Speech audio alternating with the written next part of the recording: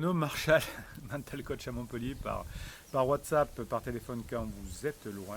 Qu'est-ce que ça donne quand vous êtes loin? Bien fait en coaching. Et pendant 2 semaines, vous avez autant de messages à m'envoyer par écrit que vous voulez. Je vous réponds et c'est pour ça que le coaching marche bien. Et vous savez aussi pourquoi le coaching marche bien, parce qu'il y a cette communauté-là qui est dessous, sous cette vidéo, qui vous répond, cette communauté positive et bienveillante. Et vous écrivez entre vous, vous soutenez le moral et j'y réponds et je vous aide. Bien évidemment, aujourd'hui, je vais vous parler des risques sur un couple, quels sont les risques que l'on peut avoir en fonction du comportement et de l'attachement de chacun. Donc vous savez qu'il est très connu, les psys font des gorges chaudes là-dessus, sur l'attachement. Et il y a effectivement, quand on est petit enfant, 3 types d'attachement. L'attachement que l'on aimerait tous avoir, c'est-à-dire l'attachement sécure, c'est-à-dire que quand nos parents partent, on est un peu tristounette, mais ça va, on s'en sort, on joue et on est content quand ils reviennent. Il y a ensuite l'attachement anxieux. Quand les parents partent, je suis en panique, je crie, je tape des pieds et je suis déprimé. Et puis il y a l'attachement évitant, c'est-à-dire que les parents partent, ça ne me fait rien du tout, je leur dis à peine au revoir, et quand ils reviennent, je leur dis à peine bonjour, ce qui ne veut pas dire que l'enfant qui est en attachement évitant est bien dans sa peau, non, il est triste, mais il s'emmure. Et exactement, c'est ce qui se passe ensuite dans les dangers du couple plus tard, et c'est souvent ça que je retrouve chez les couples qui sont en difficulté, c'est que l'un des deux, voire les deux, voire chacun a trouvé trouvé sa position. Il y en a un qui s'emmure dans le silence, donc il se met des barrières, des protections. Non, je ne t'aime plus. Non, mais de toute façon, t'as pas compris, on ne reviendra pas ensemble. Non, mais c'est définitif.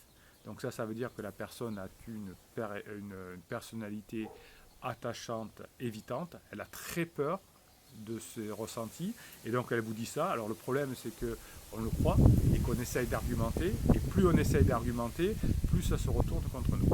L'autre type de relation qui casse un peu le groupe, c'est plutôt pour des personnes qui sont dans une personnalité qui est cette fois un peu anxiogène. C'est une personne qui va faire beaucoup de reproches.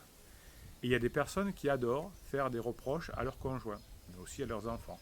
C'est les personnalités anxieuses. Comme je suis anxieux de voir partir, j'ai peur que la personne parte, j'ai peur que la personne ne m'aime plus, j'ai peur que la personne me fasse souffrir, et bien qu'est-ce qui se passe? Je fais énormément de reproches. Donc quand une personne vous fait beaucoup de reproches ou que vous amurez par rapport à la réalité des choses, eh bien l'engagement va s'en trouver très endommagé, on va dire. Qu'est-ce que c'est l'engagement? Alors, je prends quelques notes. Pour moi, l'engagement, c'est une faculté de maintenir une proximité et une écoute. Proximité, écoute. Donc quelqu'un qui a peur de s'engager, c'est quelqu'un qui a peur d'être trop souvent avec la personne et qui n'écoute pas mais qui donne des conseils. Et donc les personnes qui ont une personnalité évitante ou anxieuse dans son enfance, ça peut se retrouver dans le couple. Mais ça se travaille. En coaching, on le travaille beaucoup. On le travaille comment? Alors, la plupart du temps, malheureusement, j'ai qu'une personne sur les deux en couple, mais ça arrive. Ce matin, c'est arrivé en couple, que le couple qui soit intelligent, qu'on essaye de trouver des solutions ensemble. Je ne suis pas psy, je ne suis pas thérapeute, donc je ne vais pas leur parler de leur enfance, mais je vais leur expliquer comment fonctionne un couple qui fonctionne, bien sûr, comment marche un couple qui fonctionne, et qu'est-ce qu'on doit se dire, qu'est-ce qu'attend un homme, qu'est-ce qu'attend une femme.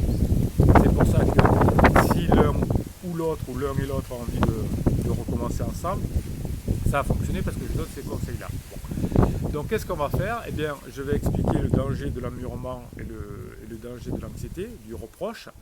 Et là, on va s'apercevoir, alors des fois il faut peut-être que les personnes prennent du temps pour y réfléchir, mais on va s'apercevoir ce que moi j'ai fait dans le couple pour que ça aille pas. Et si je m'ammure ou si je fais trop de reproches, le couple va souffrir. Et à la moindre crise existentielle qui va arriver, donc une souffrance qui n'est pas lieu, qui vient de hors du couple, eh bien ça va se transformer dans le couple parce qu'il y en a un qui ne va plus parler, si c'est celui qui est en crise par exemple, et l'autre va lui faire des reproches. Ou Si j'ai un souci de souffrance, il y a eu un décès dans ma famille, une maladie, des fois des enfants qui arrivent et qui ça s'est pas bien passé, etc. Qu'est-ce qui va se passer si je suis anxieuse ou anxieux dans ce cas-là? Eh bien, je vais reprocher à l'autre et l'autre il va s'emmurer. Si les deux sont insécures, c'est-à-dire que les deux sont anxieux, il va y avoir des reproches de part et d'autre, ça va être des crépages de chignons, et sinon chacun va rentrer dans sa bulle, dans son mur, et ça ne va pas fonctionner. Donc vous avez en cas de crise existentielle, vous avez trois schémas déviants, on va dire. Il y en a un qui fait des reproches à l'autre, et l'autre qui fait aussi des reproches. Il y en a un qui fait des reproches et l'autre qui s'emmure, ou les deux s'emmurent. Ça va créer des soucis. Et ce qui va permettre de s'en sortir, c'est que l'on va ensemble faire des actions, on va prendre du plaisir à faire des actions ensemble qui vont faire que le couple va redevenir normal et qu'on ne va plus se faire de reproches ou qu'on ne va plus s'emmurer par rapport à son passé. Donc on ne changera pas son passé. Enfant, on était insécure, ça c'est certain. En revanche, dans le couple, là aujourd'hui, on va mettre des choses en place, des actions en place, des petites choses, on refait des choses en commun, on refait des rituels, on se fait des taquineries, etc., qui vont faire que l'on ne va pas avoir, même si on a des adultes qui sont insécures par rapport à leur passé, on s'en fout à la limite, eh bien on va quand même pouvoir fonctionner ensemble à condition qu'il n'y ait pas de reproches, qu'il n'y ait pas d'appurement. Voilà, donc si vous voulez en parler, c'est dessous avec la communauté positive et bienveillante qui vous répondra et j'y répondrai aussi. Si vous êtes généreux, vous mettez un pouce en l'air comme ça parce que cette vidéo sera représentée à des personnes qui en ont besoin et vous allez pouvoir aider ces personnes-là. Donc pouce en l'air et YouTube va proposer cette vidéo à des personnes qui en ont besoin et certainement qui en ont besoin. Faites-vous plaisir, en revanche abonnez-vous à cette chaîne parce que vous avez des posts qui vous sont réservés tous les jours. Et on finit comme traditionnellement, Bruno Marchal, il vous dit à très bientôt.